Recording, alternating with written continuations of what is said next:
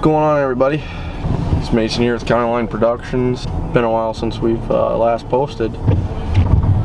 Kind of ended on a weird note. Kind of just gave up last year. Tough season. Didn't really have a whole lot of time to get out and hunt. We pretty much just hunted weekends, which is what we do.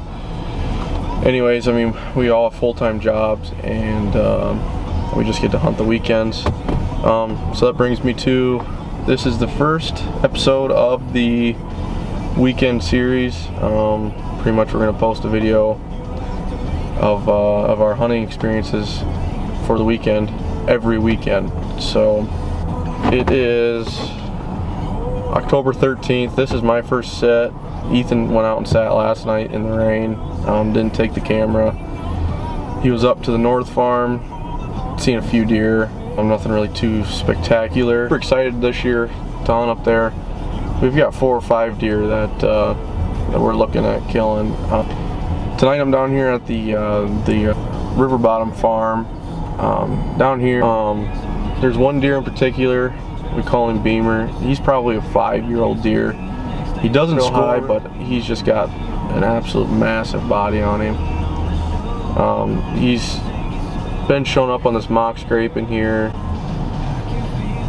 like once a week, and he hasn't been here for about a week and a half. So I think he's due. I don't think he's left the area.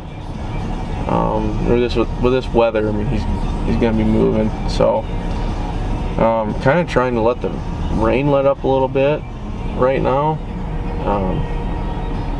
It was supposed to be done by now. I don't really want to take my camera out into this weather.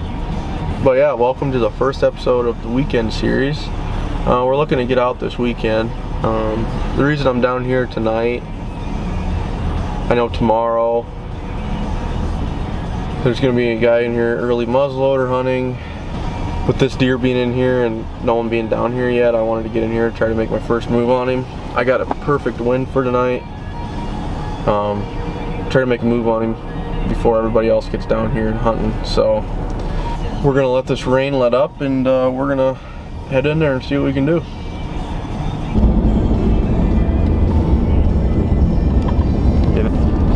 How's it going, everybody?